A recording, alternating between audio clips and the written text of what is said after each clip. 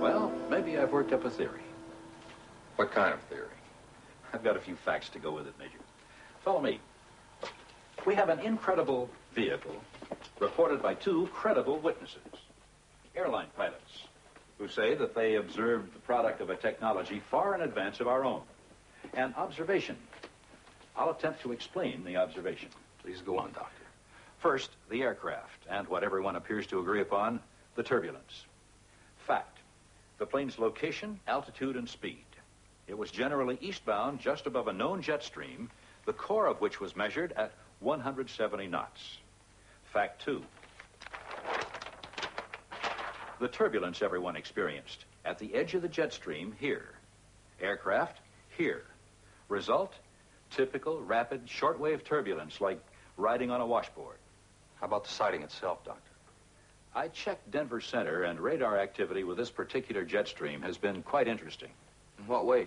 Like a series of false radar targets that are recorded in various locations.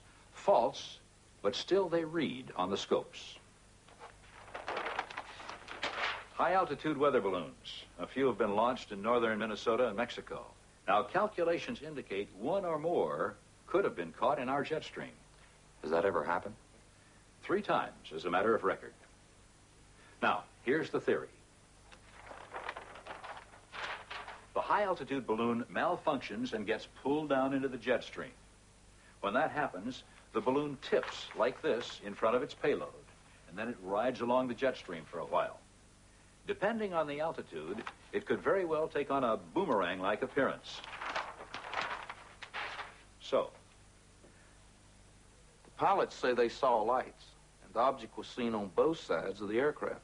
the balloon payload carries navigation lights. They're configured very different from those of an aircraft. Now, I can't explain the object appearing on both sides of the aircraft unless the pilots were maneuvering their plane into various attitudes and were unaware they were doing so in an effort to get a fix on the unknown object. That leaves the blown-out window. I've put that metal frame through a dozen tests. They prove or disprove nothing. If somebody were to say a flying suitcase hit it during the abrupt maneuvers, I'd say it's possible that's how it happened. We can check further, but if we can't find any kind of object that was flying around loose in that cabin... Could have blown out with a window. Possible. Well, we can put the balloon theory in front of those two pilots. I think it's a sound theory, and for what it's worth, I have a feeling so will Charles Lundman, President of Inter-America. He's been calling, asking for some sort of assistance from us. What did you tell him, Doctor? The truth. I explained to Mr. Lundman this laboratory is under contract to the Air Force. We are not privileged to pass along any information pertaining to this matter without specific permission from the Air Force. Exactly what information did he ask for? He told me he'd been talking with his weather people. He said he was most anxious to pin down some sort of weather or aerial phenomena. He went on to say that he could then call a press conference and clear up the entire matter. I told him I had no data to release to him at this time. Do you get the impression that if Lundman got the information he was asking for, he would reconsider the employment of the two pilots? He indicated quite positively the pilot's future was of no concern. The airline came first. Mr. Lundman is a troubled man. Yeah, little like a steer on a sheep ranch.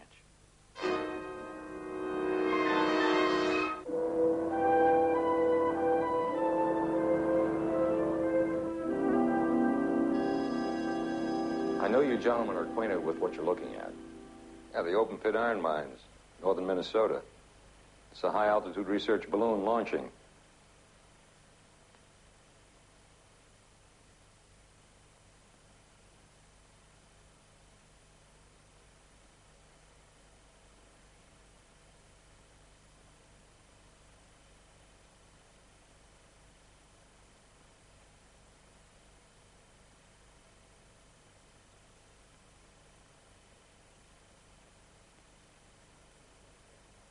You're trying to tell us that's what we saw up there? Not exactly. Not in that particular configuration. If the balloon malfunctioned, drifted into the jet stream, could have taken on an appearance of a boomerang-like shape. Particularly when you consider the unusual pattern of navigational lights they carry. Picture it this way. The balloon is in a horizontal attitude, the balloon leading the payload. I can't buy it. Can you, Captain? Well, Major, a high-altitude balloon is about 500 feet in length, including the payload. Now, the object that we saw couldn't have been any more than 150 feet at the outside. Is it a possibility, sir?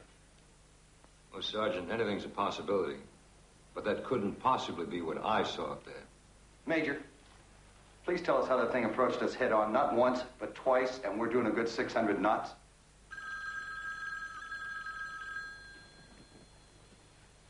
Everett here. Oh, that's fine. Very good, thank you. Peggy's out of the coma. She's going to be all right. Oh, good.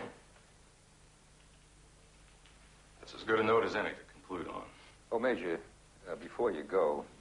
Eb and I know that you get around quite a bit. If you happen to hear of anything, hauling freight, whatever. Captain, every ball game has 9 innings. Not if you're the visiting team and you're behind.